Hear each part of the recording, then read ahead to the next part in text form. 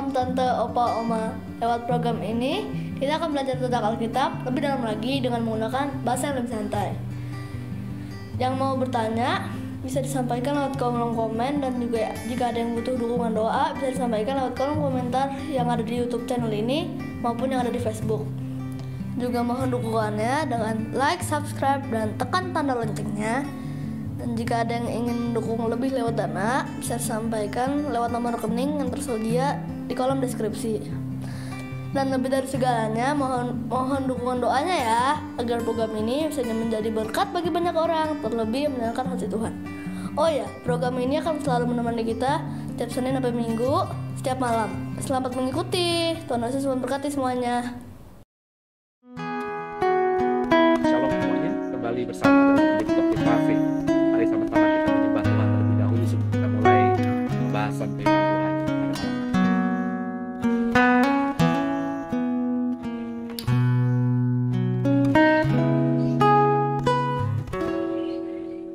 Bapa surgawi, ajarku mengenal betapa dalamnya kasih-Mu.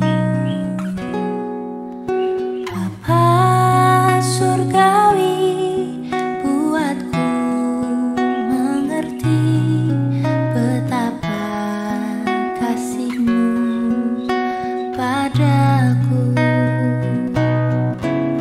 Semua yang terjadi di dalam hidupku, ajarku menyadari Kau selalu sertaku. Beri hatiku selalu bersyukur padamu, karena rencanamu indah bagiku.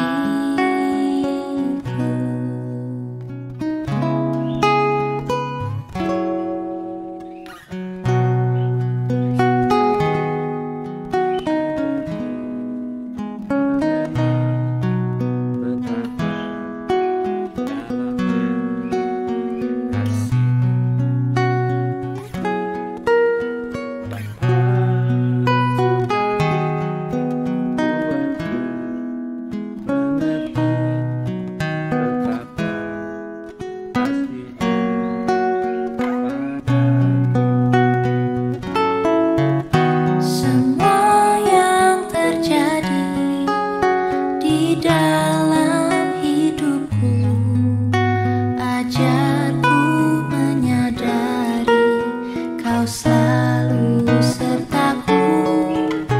Beri hatiku selalu bersyukur padamu, karena rencanamu indah bagiku. Semua yang terjadi di dalam hidupku, ajarku menyadari Kau selalu sertaku. Beri hatiku selalu bersyukur padamu, karena rencanamu indah bagiku.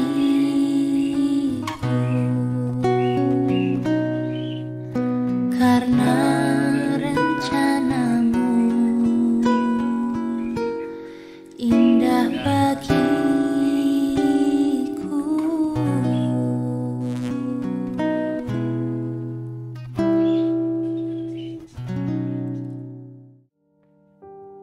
Ya, kira kita bersama lagi di malam hari ini untuk kurang lebih 1 jam ke depan, saudara ya. Dan kita akan berusaha untuk menyelesaikan pembahasan atau tadarusan kita dalam tadarusan Alkitab tentunya ya. Saya mengadopsi pemahaman saudara-saudara kita, karena ya ada yang baiknya yang bisa kita tiru ya. Karena mereka membaca kitab suci mereka setiap hari, biasanya di bulan puasa, dan kita maknai itu dengan mengadopsinya ya, dengan tentu respect ya, bahwa kita pun harusnya seperti itu. Karena dalam Mazmur dikatakan renungkanlah firman Tuhan siang dan malam. Kalau kita mau seperti pohon yang ditanam di tepian aliran sungai, ya, pohon yang ditanam di tepian aliran sungai itu mau musim keringkah, musim apapun, itu akan berbuah tepat pada waktunya. Kalau saudara mau diberkati Tuhan luar biasa, maka membaca Alkitab, merenungkan firman Tuhan, bahasa saya yang saya adopsi dari saudara kita sebelum tadarusan ini, ya bisa kita lakukan supaya iman kita benar-benar kokoh, sehingga di zaman sesulit apapun yang akan kita hadapi hari ini kah, besok kah, atau di masa depan kah, kita akan terus percaya dan mengimani sungguh bahwa Tuhan tidak tinggalkan kita, kita akan terpelihara sempurna oleh karena kasih dan anugerahnya. Dan saya undang semuanya untuk satukan hati kita berdoa terlebih dahulu di malam hari ini. Bapak, terima kasih bahwa malam hari ini kami hari ini mau melanjutkan sisa pembahasan kami dalam Yohanes pasal 12, Tuhan. Bicara kepada kami semuanya, jangan ada satupun kami yang Kau lalui, dan kami percaya kami semua diberkati Tuhan. Haleluya. Amin. Saudara, mari sama-sama kita buka Alkitab kita, saudara. Ya. Yohanes pasal yang ke-12, ayat yang ke-37. Ya. Perikopnya diberi judul oleh Lembaga Alkitab Indonesia, Mengapa Orang Yahudi Tidak Dapat Percaya. Dan kita akan membacanya, saudara. Hanya beberapa ayat saja yang kita akan coba baca di malam hari ini dan coba men-sharingkannya. Ayat 37 bersama saya. Dan meskipun Yesus mengadakan begitu banyak mujizat di depan mata mereka, namun mereka tidak percaya kepadanya. Supaya genaplah firman yang disampaikan oleh Nabi Yesaya, Tuhan, siapakah yang percaya kepada pemberitaan kami? Dan kepada siapakah tangan kekuasaan Tuhan dinyatakan? Karena itu, mereka tidak dapat percaya, sebab Yesaya telah berkata juga, Ia telah membutakan mata dan mendegilkan hati mereka, supaya mereka jangan melihat dengan mata dan menanggap dengan hati, lalu berbalik sehingga aku menyembuhkan mereka. Hal ini dikatakan oleh Yesaya karena ia telah melihat kemuliaannya dan telah berkata-kata tentang dia. Namun banyak juga di antara pemimpin-pemimpin yang percaya kepadanya. Tapi oleh karena orang-orang Farisi mereka tidak mengakuinya berterus terang, supaya mereka jangan dikucilkan. Sebab mereka lebih suka akan kehormatan manusia daripada kehormatan Allah. It's typical, saudara ya. Tipikal bahwa manusia ingin mencari aman. Tipikal bahwa manusia itu sukanya berpolitik. Di mana tempat yang paling menguntungkan maka dia akan berada di posisi itu. Ketika posisi yang saat ini tidak lagi menguntungkan di masa depan, maka orang berusaha untuk berubah mencari posisi yang akan menguntungkannya di masa depan. Itu kan hal yang sebenarnya manusiawi. Tapi mestinya ketika itu dibawa atau dipahami dalam konteks iman, tidak demikian. Iman kita kepada Tuhan itu harus bisa terus konsisten, bahkan ketika kita melewati situasi seburuk apapun. Mestinya seperti itu. Percaya kita, belief kita kepada Tuhan itu tidak dalam situasi kondisi tertentu semata, tapi dalam segala hal. Nah, pertanyaannya apakah kita sudah sampai di sana? Sebab kalau kita membaca ayat-ayat yang barusan kita baca, meskipun orang-orang Yahudi sudah melihat banyak mujizat. Karena Yesus juga dalam posisi di Injil Yohanes, meskipun tidak semua atau hanya sebagian kecil dari mujizat yang dilakukan Yesus yang dicatat oleh Yohanes, tapi itu mestinya sudah menunjukkan kepada dunia saat itu, dalam hal ini di mata orang-orang Yahudi, bahwa Yesus itu beda, spesial. Ya, Yesus sudah menunjukkan, memanifestasikan kuasa mujizatnya. Mereka sudah melihat dengan mata telanjang mereka sendiri. Tapi dikatakan di ayat 37, namun mereka tidak percaya kepadanya. tidak percaya. Ya. Sesuatu perasaan yang sudah dimiliki, kenyamanan atas apapun juga, kondisi nyaman, ya, kondisi yang benar-benar aman buat seseorang, ya, itu akan membuat orang ini terus berdiri dalam status quo. Padahal situasi di luar sudah berubah, tapi kita tidak mau berubah karena posisi kita masih nyaman dan masih aman, ya. Inilah yang ditunjukkan oleh orang-orang Yahudi kebanyakan hari itu. Mereka sudah melihat orang yang sakit 38 tahun tiba-tiba sembuh. Mereka sudah melihat dengan mata mereka di hari Paskah, di hari Sabat, ya, menjelang Paskah. Ada orang yang buta sejak lahir yang celik matanya. Mereka bahkan sudah mendengar dari kota seberang, kota di luar Yerusalem, yakni Betania, ada mujizat yang dahsyat luar biasa, yakni orang yang sudah mati 4 hari, yakni Lazarus, itu dibangkitkan oleh Yesus.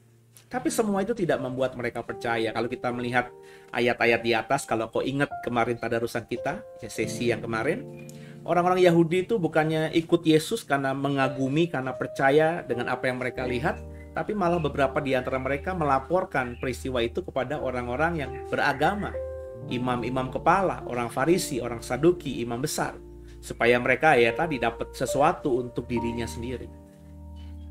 Dan di sesi yang sebelumnya, di hari kemarin juga kita sudah mendapatkan informasi bagaimana imam besar itu kan berarti pemimpin agama tertinggi, ya, udah nggak ada lawan lagi deh itu, ya. Dia berkata, dan ini pasti perintah kepada imam-imam kepala, perintah kepada imam-imam biasa dan juga semua pengawal bait Allah, bahwa dia bersabda bahwa lebih baik satu binasa daripada kita semua yang binasa. Binasa dalam konteks ini adalah Yesus. Dalam bahasa yang sederhana, kalau kita baca ayat-ayat sebelum ini, imam besar berkata, lebih baik kita bunuh aja lah Yesus satu orang ini. Kita rugi satu orang, nggak apa-apalah daripada ribuan orang yang akan binasa. Padahal kalau kita membaca analisa Yohanes di ayat-ayat sebelumnya, imam besar, imam-imam kepala yang merasa bahwa mereka itu yang paling paham tentang agama, mereka itu yang berusaha yang menunjukkan bahwa mereka ini yang mengabdi atau melayani rakyat. Sebenarnya mereka semua nggak suka sama Yesus karena ketakutan akan sesuap nasi, takut dapurnya nggak ngebul lagi. Karena pada faktanya banyak orang Yahudi yang sudah percaya kepada Yesus, mengikuti Yesus, mengelulukan Yesus. Mereka sudah mulai goyah kapal mereka, ya, mulai tidak dipercayai, mulai orang-orang tidak setia kepada mereka, dan itu akan luar biasa berdampak dahsyat, apalagi kalau kedengaran sama pemerintahan Roma. Tentu pemerintah Roma akan menjadikan hal-hal yang tadi ini sebagai alasan mereka untuk mendepak imam-imam besar, yang tentunya karena banyaknya jumlah mereka menyulitkan pemerintahan Roma. Kalau mereka langsung dibunuh, tentu ada perang besar, ya, yang akan terjadi. Maka untuk menyingkirkan imam-imam ini ya susah Romawi, ya. Bahkan utusan mereka atau tangan kanan kaisar, yakni wali negeri, itu sering ditentang oleh imam besar, ya. Mereka sering memakai banyak hal untuk menunjukkan bahwa mereka ini bukan orang biasa, tapi orang yang patut diperhitungkan. Jadi kalau Romawi sudah melihat pengikut imam besar dan imam-imam kepala sudah menurun lebih banyak kepada orang yang mengikuti Yesus, tentu menjadi alasan untuk Romawi menghancurkan, menyingkirkan otoritas yang ada di bait Allah ini. Selesai kalau gitu. Jadi imam besar, imam kepala itu ya bukan karena cinta mereka kepada orang Yahudi, kekhawatiran mereka orang Yahudi akan disesatkan oleh Yesus, tapi takut perut mereka nggak bisa isi dan kenyang lagi karena pengaruh mereka sudah mulai dilucuti oleh Yesus dan murid-muridnya. Kurang lebih begitu, ya. Dan ketidakpercayaan mereka ini, baik pemimpin-pemimpin agama saat itu maupun orang Yahudi kebanyakan, ya karena memang untuk menggenapi apa yang sudah dinubuatkan oleh Nabi Yesaya, bahwa akan terjadi bahwa Tuhan akan membutakan mata dan hati mereka, sehingga mereka tidak bisa melihat meskipun mereka punya mata. Mereka tidak bisa menanggap dengan hati, padahal mereka punya hati. Sehingga memang Tuhan izinkan peristiwa itu terjadi supaya apa namanya nyatalah ya kemuliaan Tuhan yang ingin dinyatakan saat itu. Ya. Menarik kalimatnya bahwa Tuhan yang membuat mereka sedemikian. Perhatikan ya. Ia telah membutakan mata dan mendegilkan hati mereka supaya jangan mereka melihat dengan mata dan menangkap dengan hati, ayat 40. Lalu berbalik sehingga aku menyembuhkan mereka. Jadi Tuhan yang membuat mereka sengaja ya. Tuhan yang mengeraskan hati mereka seperti Tuhan pernah di masa lalu mengeraskan hatinya si siapa? Firaun ya. Dan ini untuk menyatakan kemuliaan Tuhan. Jadi kalau kita pahami ini saudara, seringkali dalam pelayanan kan begitu, berkali-kali nih saya ngomongin, kita fokus sama satu orang, satu keluarga, satu komunitas ya. Kita layani dengan sungguh, hati kita ada di sana, kita bawa dalam doa, puasa dan lain sebagainya, tapi nggak ada perubahan sama sekali yang signifikan yang terjadi setelah kita berhari-hari, berminggu-minggu, berbulan-bulan, bahkan bertahun-tahun melayani orang model begini. Nah, kalau kita sudah membaca Alkitab kita, sudah mengerti ayat-ayat yang kita baca tadi, jangan-jangan ya mereka memang yang diminta Tuhan untuk tidak bisa melihat meskipun mereka punya mata, mereka tidak bisa untuk merasakan meskipun mereka punya hati. Jadi mereka dibutakan begitu saja, dikeraskan hatinya. Dan ini bukan kerjaan iblis, saudara.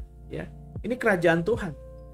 Karena kalau kita lihat tadi Yesaya ya bernubuat, Tuhan siapakah ya, ayat 38, Tuhan siapakah yang percaya kepada pemberitaan kami? Siapakah tangan kekuasaan Tuhan dan kepada siapakah tangan kekuasaan Tuhan dinyatakan?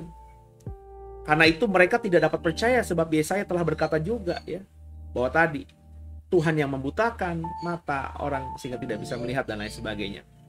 Jadi apa namanya, sometimes, somehow, somewhere itu ada orang yang memang dibuat Tuhan jadi tegar tengkuk, keras kepala. Itu ingin menyatakan agar kemuliaannya dinyatakan. Maksudnya buat siapa? Apakah buat orang itu? Bukan, saudara. Ya, kemuliaan dinyatakan atas kita. Ya, Firaun dikeraskan hatinya oleh Tuhan, sehingga dia lewat tulah pertama, tulah kedua terus saja nggak bertobat. Itu untuk apa? Untuk menyatakan kemuliaannya kepada siapa? Kepada Israel, supaya Israel tuh jadi percaya, jadi ngeh bahwa Tuhan yang mereka ikuti, Tuhan yang memerintahkan mereka untuk keluar dari Mesir itu Tuhan yang berkuasa atas segalanya. Jadi kalau hari-hari ini kita dalam kondisi tadi melayani orang itu kayaknya keras kepala, tegar tengkuk, nggak mau berubah, ya sadarlah saudara bahwa jangan-jangan orang tersebut, kelompok tersebut, komunitas tersebut adalah orang yang dalam kategori dikeraskan hatinya oleh Tuhan. Ya. Dan kalau kita benar-benar setia kepada Tuhan, kita akan melihat kemuliaan Tuhan nyata dalam peristiwa nanti. Ya. Apa peristiwanya? Bagaimana peristiwanya? Nobody knows. Tunggu saja, saudara. Ya. Jadi juga jangan punya, kalau ketika sudah memahami ini, jangan punya perasaan yang sering baperan gitu ya, sering kecewa, sering sakit hati, sering khawatir dan lain sebagainya. Ya, sudah saya bilang berkali-kali, kalau kita memang melayani Tuhan, ya sudah saudara. Orang itu kalau tidak mau dengar kita, ya udah selesai. Kalau kita sudah maafkan orang, terus orang itu terus cari gara-gara dengan kita, ngomongin kita terus, ya sudah, biarkan saja. Ya. Karena kalau orang model begini kita layani kayak gimana pun, yang akhirnya capek kita sendiri, saudara. Karena bisa jadi orang-orang model begini yang nggak mau berubah ini, padahal sudah dinasehati, sudah diberi masukan, bukan oleh satu tapi oleh banyak orang, tapi tidak berubah. Ini karena karakternya yang memang dia tidak mau ubah. Dan kalau Bapak Ibu mestinya jujur ya, Bapak Ibu sepanjang hidup pasti pernah melihat lah orang-orang yang model begini gitu, yang udah kita segala macam nasihati, dari yang menasihati itu dari yang sebaya sampai yang paling tua, bahkan anak kecil pun sudah nasihati, dia tetap aja nggak percaya, tetap aja nggak mau berubah. Dari pihak keluarga, sahabat, teman, bahkan sampai pendeta yang sudah tua sekalipun diundang, tetap aja orang ini nggak berubah. Terus kalau orang ini nggak berubah, apakah akhirnya sisa hidup kita ngurusin orang ini terus gitu? Kalau orang ini sudah kita doakan, kita bawa dalam doa, kita berusaha untuk pulihkan, kita sudah kasih segala-galanya, tapi orang ini nggak mau berubah, apakah sisa hidup kita, energi kita, semuanya kita habiskan untuk melayani orang model begini? Ya. Jadi butuh hikmat dan bijaksananya Tuhan, saudara. Karena kalau orang ini yang sudah seperti itu, ya sudah mau diapain juga tetap aja nggak bisa, saudara. Karena Tuhan yang sudah menetapkannya demikian. Ya. Dan ini hak prerogatifnya Tuhan. Kita nggak bisa campur tangan untuk hal ini. Kalau Tuhan sudah berkehendak, ya jadilah sesuai kehendaknya siapa kita. Apakah kalau begitu Pak kita nggak boleh berdoa bagi orang ini? Oh, berdoa boleh. Apakah kita tidak boleh memohon belas kasihan Tuhan akan diberikan kepada orang itu? Oh ya harus. Ya. Kita harus ada dengan empati, dengan simpati, dengan kasih, dengan cinta untuk mohon belas kasihan Tuhan atas orang itu. Ya, tapi juga harus dengan pemahaman. Ya, kalau doa kita nggak dijawab Tuhan, bukan berarti kita sama Tuhan jauh. Kalau doa kita nggak dijawab Tuhan, bukan berarti doa kita nggak didengar Tuhan. Doa kita nggak dijawab Tuhan karena memang Tuhan sudah punya kehendak, dan apa yang kita minta itu bukan kehendaknya, tidak sesuai dengan kehendaknya. Selesai. Lu sampai bocor juga mulutnya, dengkulnya sampai kapalan juga karena sujud. Tapi kalau Tuhan sudah berkehendak hal itu terjadi, ya tidak akan terjadi, saudara. Kan itu hak prerogatifnya Tuhan. Ya, jadi ada areanya kita, ada areanya Tuhan. Yang saya inginkan semua kita harus menggunakan kesempatan pertama kalau bertemu ada orang model-model seperti itu, yang kita harus punya hati melayani. Tapi melayaninya tulus aja. Ya kalau melayani sekali, dua kali kita bawa dalam doa puasa, terus akhirnya ada perubahan, ya bisa jadi orang ini memang dipilih Tuhan menjadi umatnya dan bisa kenal dia mungkin lewat perantaraan kita. Maka kita terus layani supaya sampai orang ini bertobat dan akhirnya kita mendapatkan upah yang luar biasa. Tapi kalau kita sudah layani sekali, dua kali, tiga kali kok nggak ada perubahan, ya ngapain lagi kita layani orang seperti ini? Ya, saya sudah bilang saya punya pengalaman lah melayani keluarga orang atau keluarga lah yang model-model begini. Awalnya saya terus punya kasih sama mereka ya, dan karena mereka memang hubungannya juga baik dengan saya ya, memperlakukan saya juga dengan baik dan keluarga juga dengan baik. Jadi ya intinya saya nothing tulus aja lah, ya sudahlah kita layani aja. Toh memang kita sudah kayak brothers and sister gitu ya. Ya, tapi lama-lama saya merasa loh, kalau saya terus melayani dengan intens seperti ini, energi saya hanya untuk orang ini, keluarga ini. Padahal sudah lewati setahun, 2 tahun, tidak ada perubahan signifikan. Ya. Nah, sehingga saya merasa kok saya akhirnya kalau doa pun minta ya fokus ke orang ini, untuk orang ini. Padahal banyak orang lain yang minta saya bawa dalam doa, tapi saya bisa abaikan gitu karena tadi lebih ke subjektivitas, lebih karena pertemanan, akhirnya kita lebih mendoakan orang ini. Tapi orang ini nggak mau berubah, ya keluarga ini nggak mau berubah. Ketika kita layani berubah sepertinya, tapi nggak lama ketika tidak melayani lagi, beberapa waktu kemudian dapat kabar lagi, terulang lagi, ngebulet lagi masalahnya, bertahun-tahun. Ya energi habis, jujur aja saudara. Saya nggak tahu saudara punya pengalaman seperti saya seperti ini apa tidak, tapi jujur energi saya habis ya. Karena ya setiap ada masalah orang ini minta sharing, minta ketemu, minta konseling, dan ya selalu saya iakan gitu ya. Ya akhirnya kan habis. Ya tidak habis dalam artian saya nggak punya waktu lagi, tapi saya lebih akhirnya menomorsatukan mereka daripada yang lainnya, termasuk keluarga sendiri, termasuk pelayanan saya yang lainnya. Dan bagi saya saat itu saya berpikir itu sesuatu yang harus saya lakukan, tapi berjalannya waktu akhirnya saya berpikir ini sesuatu yang salah yang saya lakukan. Ya. Dan akhirnya memang mereka tidak mau berubah. Hancur keluarga ini. Ya. Hancur. Ya, mau apa saudara? Saya sudah ngelakuin semuanya, ilmu saya udah habis. Tapi tetap aja hancur keluarga ini. Bukan berarti saya akhirnya menyesal bahwa saya tidak punya kuasa untuk memulihkan rumah tangga mereka. Tapi ya saya harus dewasa juga berkata, gue gak ada yang salah kok dengan diri gue udah lakuin semuanya. Doa puasa untuk mereka udah, tumpangi tangan bukan sekali 2 kali, bukan 5, bukan 10 kali, bukan belasan kali, puluhan kali. Konselingin mereka bukan sekali 2 kali, tapi belasan kali. Kurang apa? Ya. Tapi kalau mereka akhirnya memituskan untuk berpisah, menghancurkan keluarga yang mereka sudah bangun, ya itu kan pilihan mereka. Ya, jadi puji Tuhan lah, saya di awal-awal pelayanan di usia 30-an awal itu sudah punya pengalaman yang model-model begini ya. Jadi memperlengkapi saya lebih luar biasa lagi. Sehingga di usia saya seperti ini ya, meskipun jemaat tidak terlalu besar gitu ya, tapi saya punya banyak pengalaman soal pelayanan konseling pastoral model-model begini. Dan banyak orang yang tidak mau berubah karena memang sudah Tuhan tentukan seperti itu ya. Jadi saudara, dalam konteks yang kita baca tadi, bahkan orang-orang awam itu sebenarnya percaya dengan apa yang mereka lihat Yesus lakukan dengan mata mereka.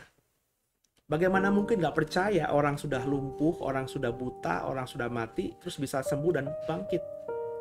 Mereka percaya, tapi tadi ya, mereka silence atau berdiam diri, tidak mengekspresikan percaya mereka. Kenapa? Karena mereka takut dikucilkan oleh apa? Oleh organisasi agama yang saat itu berkuasa. Banyak jangan-jangan saudara yang sebenarnya sudah gatel untuk bicara gitu ya, bahwa apa yang dipertontonkan oleh pendeta-pendetamu, gerejamu itu sesuatu yang tidak alkitabiah, tidak benar, kurang bijak. Tapi apalah kita lah, kita kan cuma jemaat biasa. Lagi kalau kita sok-sokan akhirnya kritik sana kritik sini, ntar kita dicuekin lagi. Nanti kalau kita sakit minta didoakan, nggak didoakan lagi.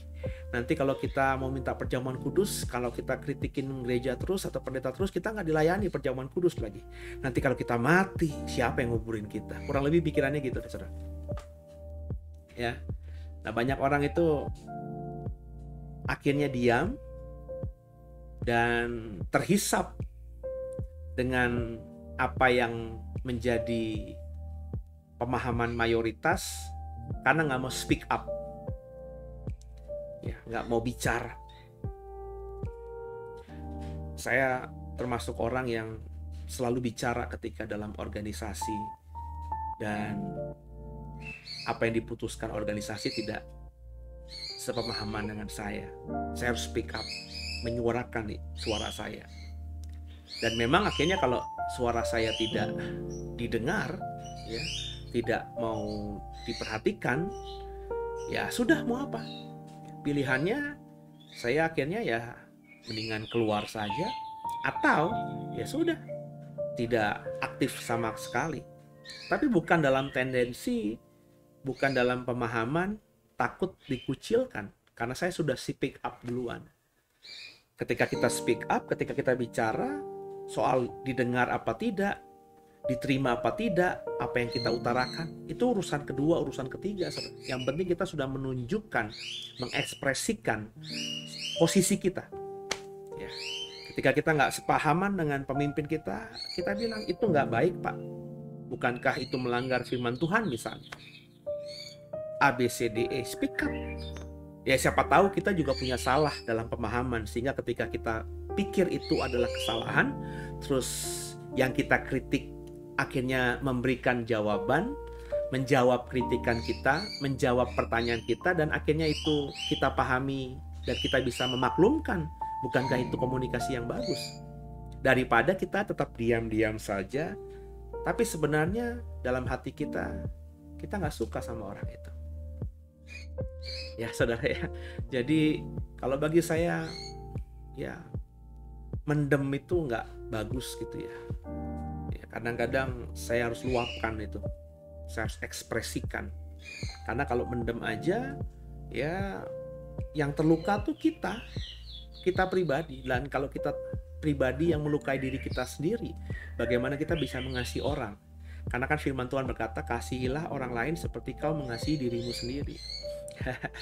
Jadi kalau kita mendem aja, akhirnya kita melukai hati kita, melukai pikiran kita, akhirnya membuat kita stres, sakit, ya, cancer gitu kan. Akhirnya kita tidak berdampak bagi orang lain. Kita yang membuat penyakit. Makanya saya nggak suka, saya speak up aja. Yang penting kita tahu bahwa apa yang kita katakan tuh berargumentasi benar, ya, punya alasan yang benar. Ya, saya tipikal orang yang nggak suka iya tapi nggak iya, enggak tapi iya gitu, plain plan atau munafik. Omongannya sama ucapannya itu nggak sama. Ya. Saya paling nggak suka gitu orang model begitu. Ya. Sebab saya dulu begitu dan saya yakin saya nggak disukai orang banyak saat itu. Dan ketika saya berubah, saya memahami, saya melihat, oh ternyata dulu kalau saya begitu tuh ya orang banyak yang nggak suka, mau cari aman sendiri. Ya, jadi mulai ketika saya bertobat ya, saya selalu utarakan pemahaman saya. Bahkan ketika saya dulu di gereja besar, dari tim gembala mungkin saya yang paling, termasuk yang paling muda. Ya di atas ya, tidak di atas tidak. Saya berani loh ngomong sesuatu kepada gembala yang sudah senior, saudara, tentang pandangan saya. Ya, saya pernah ditanya soal bagaimana khotbahnya beliau. Ya, saya ketika ditanya itu lagi agak berpikir, ini lagi menjebak saya tuh gimana nih gitu ya. Tapi saya nothing tulus aja gitu. Saya bilang ya secara yang saya bahasakan ya tentu tidak seperti yang sekarang saya utarakan, karena ini adalah gembala dengan bahasa yang bijak harus saya perkatakan ya. Saya bilang ya oke Pak, keren Pak. Ya, tapi ya penekanan-penekanan yang seperti ini mestinya agak dikurangi, karena takutnya nanti jemaat salah paham dengan apa yang Bapak sampaikan gitu. Ya kayak contohnya kan gembala saya sering dikatakan orang dulu, enak bener jadi pendeta kayak dia, naik turun surga gitu. Padahal saya yang bersama dengan beliau tidak pernah mendengar beliau tuh sering naik turun surga. Cuman cerita kesaksiannya itu diulang-ulang, ya, karena memang beliau disuruh Tuhan untuk menceritakan pengalaman pribadinya itu supaya orang percaya kepada Tuhan, percaya pada mujizat, gitu kan. Jadi ya karena saya memahami itu, pernah dalam suatu waktu di bandara, saya masih ingat dalam perjalanan menuju ke, kalau nggak ke Makassar, ke Surabaya, nunggu di lounge-nya gitu, hanya ada saya dan beliau, pendeta lainnya naik pesawat berbeda atau lebih dulu saya lupa gitu, tapi saya hanya berdua dengan beliau menemani di pesawat itu. Ada satu lagi lah ya, tapi ada satu lagi orang, tapi beliau yang bahasanya tuh pengawalnya gembala gitu ya, jadi yang bawa tas, yang bawa koper gitu ya, mempersiapkan yang tetek bengeknya, sedangkan saya yang ada di samping beliau nemenin ngobrol, nemenin bersama lah, supaya ada teman yang menjaga beliau gitu ya. Ya saya ngomong gitu ya, iya Pak, kadang-kadang di bawah itu, kadang-kadang bahkan orang di luar kita, di luar gereja kita tuh nuduh Bapak tuh seperti ini gitu kan ya. Ya mungkin karena mereka tidak mau dengar secara utuh. Ya mereka dengar ya pas cerita Bapak naik turun surga, Bapak ke surga, terus kata Tuhan suruh kembali ke bumi dan lain sebagainya. Itu yang mereka dengar, dan karena setiap minggu Bapak sharing itu, ya akhirnya mereka pikir itu peristiwa yang berulang-ulang gitu. Semudah Bapak naik ke lantai 2 rumah Bapak, seperti itulah anggapan mereka, Bapak bisa naik ke surga dan turun dari surga setiap kali Bapak mau. Ya beliau ketawa doang. Ya kan nggak gitu. Ya memang enggak, saya kan udah ikut Bapak, baru ikut gembala, memang jadi timnya baru beberapa bulan, tapi kan saya di gereja itu udah cukup lama ya, jadi pekerja gitu. Jadi sudah dengar khotbah beliau ya saya paham ya. bukan itu maksudnya, tapi ya kalau orang udah nggak suka, ya itu orang pasti bisa putar balikan cerita. Saya sih nggak fokus sama orang yang nggak suka sama beliau ya, tapi saya fokus sama jemaat. Kadang-kadang jemaat itu ya lugu aja, dipikirnya sama gitu pemahamannya dengan orang-orang di luar sana. Ya ini jemaat yang mau bertumbuh bersama dengan gereja, yang percaya sama gembala kan yang harus diajarkan kebenaran. Dan ya lewat interaksi itu ya saya perhatikan ya beliau tidak lagi terlalu seperti dahulu sebelumnya ya, menceritakan gitu ya, saya pernah ya, bukan lagi menekankan ya saya dibawa Tuhan ke surga ya. Jadi pernah, ada kalimat pernah. Kalau pernah itu kan berarti kan ya tidak momen itu ya.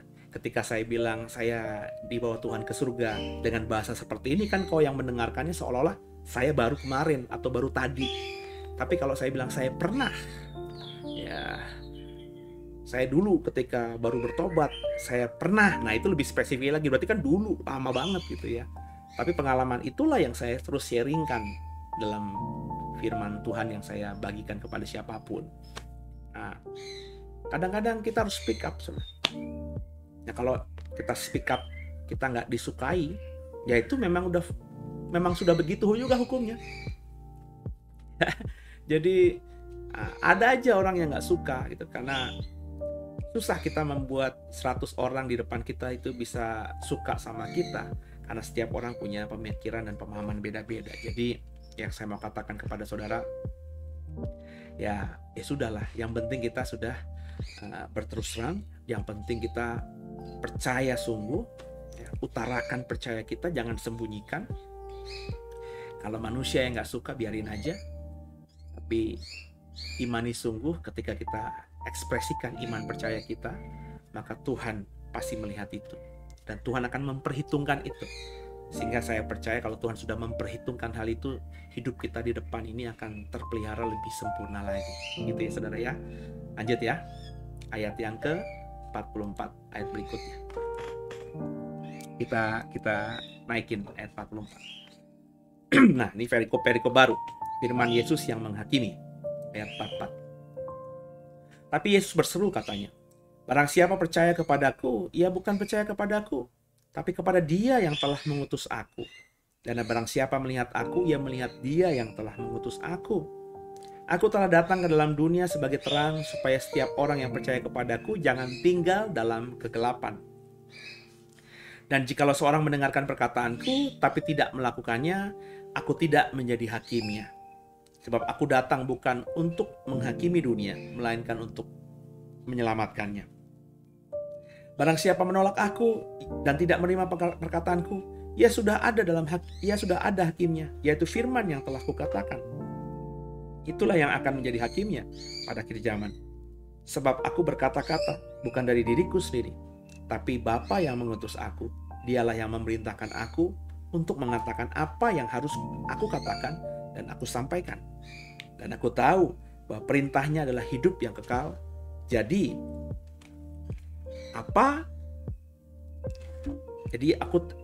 apa yang aku katakan, aku menyampaikannya sebagaimana yang difirmankan oleh Bapa kepadaku.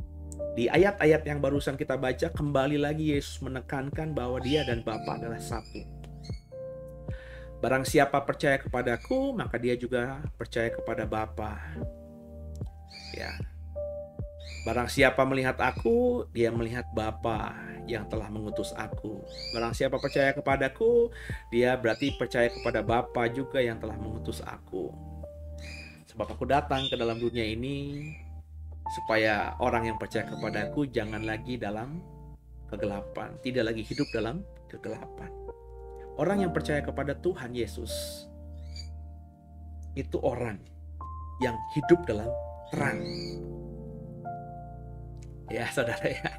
Jadi bukan orang yang seperti hidup dalam kegelapan, meraba-raba, menerka-nerka. Enggak, orang yang sudah hidup dalam Tuhan itu sudah yakin tentang apa yang ada di masa depannya. Orang yang percaya kepada Tuhan tuh sudah lihat upahnya, meskipun belum dia dapat, upah yang akan dia dapatkan di depan dia sudah bisa lihat. Sehingga Kalau orang sudah benar-benar seperti ini, dia fokusnya ya menuju ke mahkota itu. Prosesnya dalam sisa hidupnya dia fokus kepada jalan yang itu, ya. Sehingga dia nggak mungkin menyimpang ke kiri, nggak mungkin menyimpang ke kanan. Seolah-olah ya kayak kalau bahasa orang tua dulu tuh, kita dikasih kacamata kuda gitu. Jadi meskipun lewat padang gurun, di kiri kita ada binatang buas, tapi kuda akan terus berlari dengan lurus ke depan. Kenapa? Karena dia tidak memperdulikan dan dia tidak melihat apa yang ada di kiri dan kanannya. Dia hanya fokus pada depan, depan, depan. Begitulah maksud saya, pemahaman yang Tuhan taruhkan di hati saya ketika ayat ini kita baca tadi. Bahwa kita yang sudah percaya kepada Tuhan, kita tidak akan hidup dalam kegelapan, tapi hidup dalam terang. Kenapa hidup dalam terang? Karena kita sudah tahu banget goal kita, tujuan kita kemana. Jadi prioritas kita yang menuju ke situ. Mimpi kita bawa ke sana, visi kita bawa ke sana, tujuan hidup kita bawa ke sana, langkah-langkah hidup kita hari demi hari kita bawa ke ujung yang sana. Jadi meskipun ada kemewahan di dunia, kedagingan yang luar biasa yang ditawarkan dunia, kita nggak peduli lagi, kita nggak bisa lihat lagi. Kita nggak mempedulikan semua itu lagi, karena terang yang kita lihat ya menuju ke satu titik itu. Nah kalau udah seperti itu Bapak Ibu, itu jalannya jadi tenang gitu loh. Karena meskipun masih jauh, itu yang kita lihat. Meskipun kita terseok-seok, fokus kita ke sana. Jadi meskipun hari-hari ini kita langkahnya sepertinya agak pelan, ya karena pandemi dan lain sebagainya, gerak pelayanan kita, kalau kita ngomongin dunia pelayanan, ya agak pelan, nggak bisa lagi ekspresif, nggak bisa bikin KKR di sana, di sini, nggak bisa melayani mission trip di sini, di situ karena pandemi ini. Tapi meskipun kita pelan, tapi kita tetap enjoy, tetap menikmati, tetap penuh gairah mengerjakan sesuatu. Meskipun pelan sekali kita rasakan, tapi meskipun pelan, kita semakin maju. Meskipun tidak maju 1 kilometer, tapi paling tidak 1 senti pun posisi kita maju dari sebelumnya. Nangkep ya saudara ya. Jadi mari sama-sama kita belajar untuk memahami bahwa firman Yesus di akhir zaman nanti yang menghakimi. Jadi kalau hari ini ada orang menolak Yesus, tidak menerima perkataannya, maka orang itu akan dihakimi oleh firman yang telah dikatakan oleh Yesus. Ya. Jadi ketika hari ini ada orang bilang, ngapain lo beriman Kristen? Ah siapa tuh Yesus lo tuh? Bohong aja, masa Tuhan jadi manusia? Masa Tuhan mati? Alah paling itu apa? Ya biarin saja, dia sudah menolak Yesus. Kita nggak usah capek lagi ngomongin orang seperti ini. Kecuali orang ini akhirnya datang baik-baik ya, terus bertanya baik-baik, ingin diskusi baik-baik, kita ladenin. Tapi kalau orang yang teriak-teriak kayak orang kerasukan setan seperti itu, ngapain diladenin gitu? Seperti bagi saya ceramah orang-orang yang tidak beriman kepada Tuhan, atau mantan pendeta lah, atau mantan uskup lah, atau mantan pastor kah, atau mantan biarawati kah, atau mantan orang Kristen yang jadi pindah agama, terus di sana mereka jelek-jelekin Kristen dan agama lamanya ya, yang beriman kepada Yesus. Ya ngapain, capek banget gitu. Kita ladenin orang yang lagi kerasukan setan seperti itu, ngapain? Ya udah biarin aja, ya, diemin aja. Kalau kita khawatir, kita takut orang Kristen akan terpengaruh sama omongan orang-orang model begini, ya kita speak up lebih kenceng lagi. Kalau orang itu jelek-jelekin Kristen pakai media, sosial media, kita speak up pakai sosial media. Ya. Tapi bagi saya bukan untuk ngomongin orang itu, tapi untuk ngomongin kebenaran. Ya. Ngapain kita fokus ke orang itu? Kita fokus untuk ceritakan soal Yesus. Nggak usah ladenin orang seperti itu. Ya. Ceritakan aja soal Yesus. Perhatikan Paulus. Paulus meskipun itu menuju ke Roma karena dikerjain sama orang-orang Farisi, tapi setiap dia ketemu sama orang yang menghakimi dia, ya seperti Felix dan lain sebagainya, perhatikan deh. Fokus pembelaan Paulus bukan mengkritik balik atau menjelek-jelekkan orang Farisi, tapi dia ceritakan Yesus. sampaikan tentang apa yang dia imani. Sehingga sampai Felix, aduh, dikit lagi kau buat aku menjadi orang Kristen juga. Kurang lebih begitu. Kalau kita masih ingat ya tadarusan di Kisah Para Rasul. Jadi fokus. Ya memang kalau seperti ini ya seolah-olah ya kita tidak berani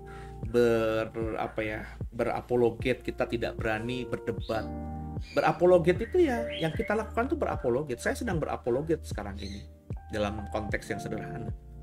Membaca Alkitab terus menceritakan apa yang saya pahami dari ayat-ayat yang saya baca. Tapi kalau berdebat itu kan ya mencari yang paling benar.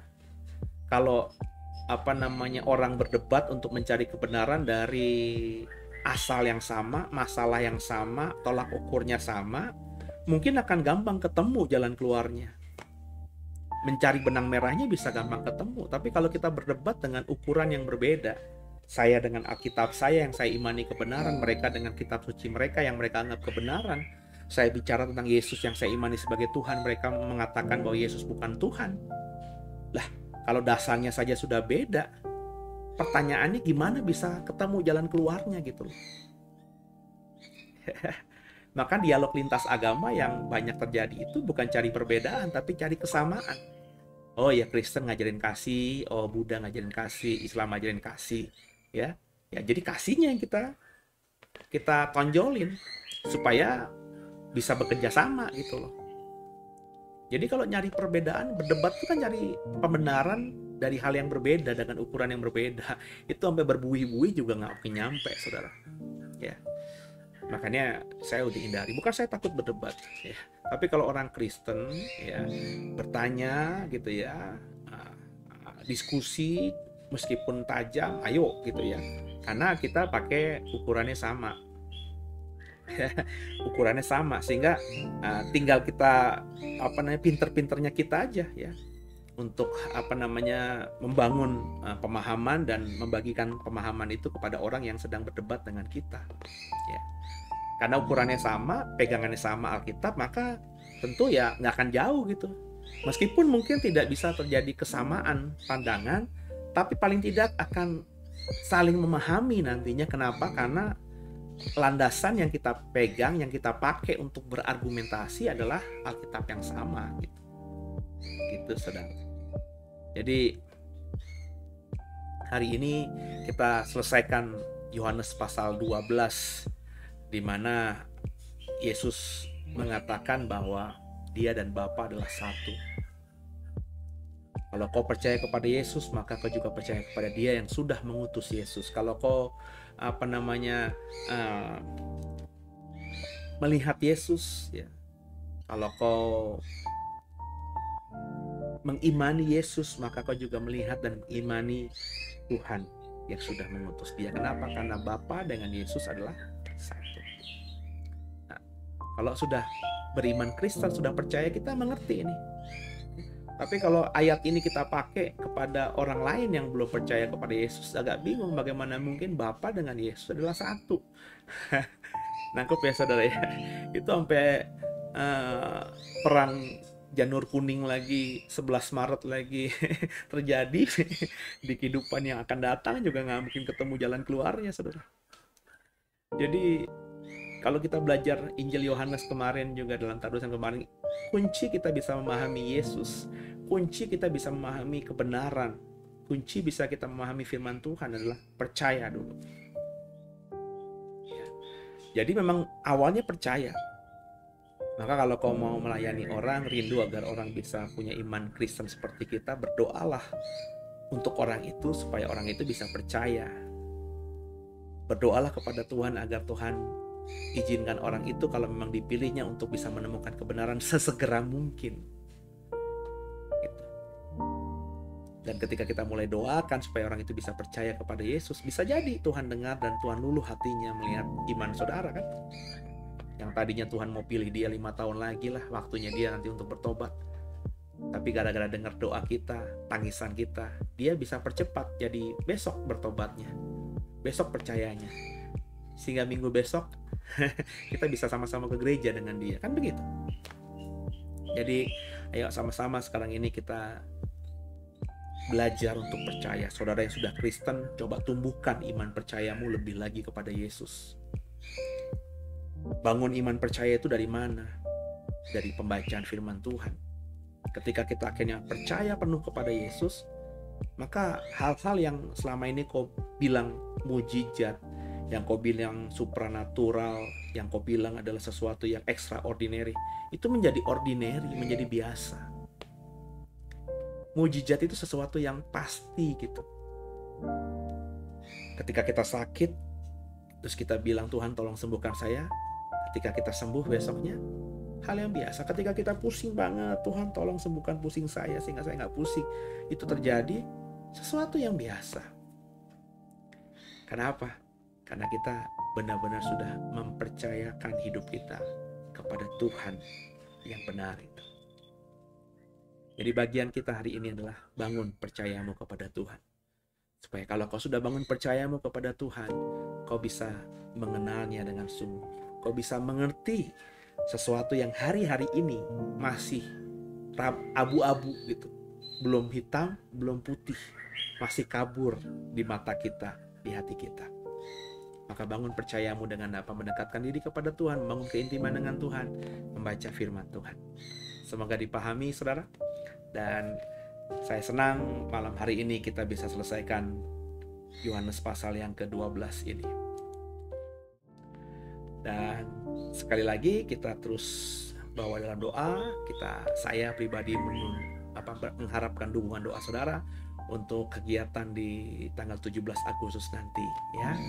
Doa supaya semuanya bisa berjalan dengan baik dan jadi berkat bagi banyak orang. Begitu ya saudara ya. Sekali lagi di momen Agustusan ini saya mengajak juga semua untuk berdoa melepaskan berkat buat Indonesia, buat tanah air kita ini. Saudara mungkin tidak sependapat dengan apa yang diputuskan oleh pemerintah. Begitupun saya ya. Saya memilih Presiden Jokowi, tapi ada keputusan juga yang saya kritisi, yang saya sayangkan. Kenapa begini, kenapa begitu.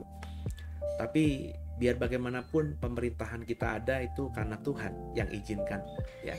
Jadi meskipun kita kritisi, meskipun kita tidak sepakat dengan keputusan yang diambil oleh pemerintah, tapi wajib hukumnya kita berdoa buat para pemimpin kita. Ya, saya terus mendoakan pemimpin kita. Ya, tapi saya juga pasti pakai logika. Kalau saya anggap salah, ya saya bilang salah. Ya, kalau saya punya akses ke presiden langsung, pasti saya akan ngomong, Pak, kayaknya kurang tepat kalau diputuskan seperti ini. Tapi kalau saya nggak punya akses, ya paling saya speak up aja. Ya, saya ingin mengajarkan orang yang mendengar saya bahwa kita kepada manusia itu tidak harus selalu sepakat. Ya, kadang manusia itu ada yang sepakat dengan kita, yang kita sepakati ada yang tidak. Jangan jadi orang yang berkali-kali saya bilang mengidolakan manusia begitu rupanya, sehingga yang dilihat itu selalu yang baiknya saja, yang benarnya saja. Bahkan ketika kita temukan yang salah, kita anggap itu adalah baik. Sehingga kita nggak pernah bisa lihat yang salah dari orang ini. Wah, itu salah kalau sudah seperti itu ya. Kan kayak banyak sekarang kan artis-artis yang punya haters, yang punya juga followers yang radikal gitu ya. Bagi saya konyol saudara. Saya banyak mengidolakan artis-artis juga, dalam artian mengidolakan tuh menyukai artis-artis, tapi ya kalau mereka salah ya ngapain ditonton lagi, ngapain diikuti lagi ya. Tokoh politik juga ada yang saya kagumi, beberapa pemimpin dunia ada yang beberapa saya kagumi, tapi kalau salah ya kenapa harus kita bela terus? Kayak kemarin Donald Trump gitu ya. Banyak hamba Tuhan banyak orang Kristen yang bela mati-matian dia. Saya bilang gelo ini orangnya. Jelas-jelas sudah keputusannya aja kadang-kadang error gitu ya. Dan juga ya sudah kalah juga dalam pemilihan di presiden Amerika gitu ya. Tapi masih aja orang yang memuja-muja kayak layaknya Tuhan gitu. Ada yang bilang lagi kan dia udah bawa pendeta-pendeta, atau dia orang yang percaya kepada Tuhan, terus dia tiap pagi katanya doa di Gedung Putih. So what gitu loh. Saudara, Kalau bagi saya namanya politik itu ya saudara ya, jangan kau telan mentah-mentah ya. Nanti jangan-jangan kau ada orang nanti di tahun 2024 mau calonin diri jadi presiden, terus dia mencitrakan dirinya adalah sebagai orang yang beragama. Taruhlah tiba-tiba ada calon wapres yang dari Kristen yang setiap hari difoto lagi doa, makan doa, terus kau pilih dia karena ini anak Tuhan, iya, karena orang Kristen. Saudara, politik itu adalah pencitraan, politik itu adalah alat untuk memperoleh kekuasaan, ya saudara. Belajar dulu teori politik sederhana, saudara. Jadi ya kita berharaplah ada politikus yang anak Tuhan, tapi sejauh ini saya belum melihat banyak politikus yang benar-benar menjadi anak Tuhan yang benar. Kalaupun akhirnya menjadi anak Tuhan yang benar, mereka rata-rata sudah keluar dari dunia politik dulu, atau sebelumnya tidak ada dalam politik. Setelah masuk dalam politik, mereka terbawa sebagai anak Tuhannya, sudah kadung distempelin anak Tuhan gitu ya. Ingat di tahun 90 berapa? Habis 98 tuh ada reformasi kan, ada banyak partai Kristen. Bapak Ibu masih ingat? Yang sebaya saya di usia itu sedang kuliah ya, tahun 98 ya, atau yang lebih tua dikit dari saya, atau yang lebih muda dikit dari saya, kita tahu bahwa di zaman reformasi awal, di pemilihan secara terbuka legislatif itu partai Kristen ada 2 pada 3, semuanya pejabat partainya adalah statusnya pendeta ya. Tapi perhatikan baik-baik ya, apa yang mereka kerjakan ketika mereka pegang status hamba Tuhan masuk ke politik. Jadi baguskah politik itu? Kagak. Mereka terhisap. Akhirnya partai Kristen ribut, berantem juga, saudara. Rebutan kekuasaan, rebutan kursi. Dan akhirnya sekarang ini di 2021 nggak ada lagi partai Kristen yang berkibar benderanya. Kenapa? Ya karena tadi DNA-nya beda, saudara. DNA-nya beda. Ya. Saya suka bicara soal politik, tapi saya tidak akan mau jadi politikus atau terjun dalam politik praktis ya. Karena kalau sudah seperti itu, maka saya logikanya harus menanggalkan kependetaan saya, status saya sebagai hamba Tuhan, untuk benar-benar masuk dalam politik. Karena politik itu intinya adalah alat untuk mendapatkan kekuasaan. Padahal kita dalam iman Kristen diajarkan untuk menjadi hambanya Tuhan, bukan jadi penguasa, bukan jadi orang yang pengen punya power begitu. Enggak. Kita adalah hamba Tuhan.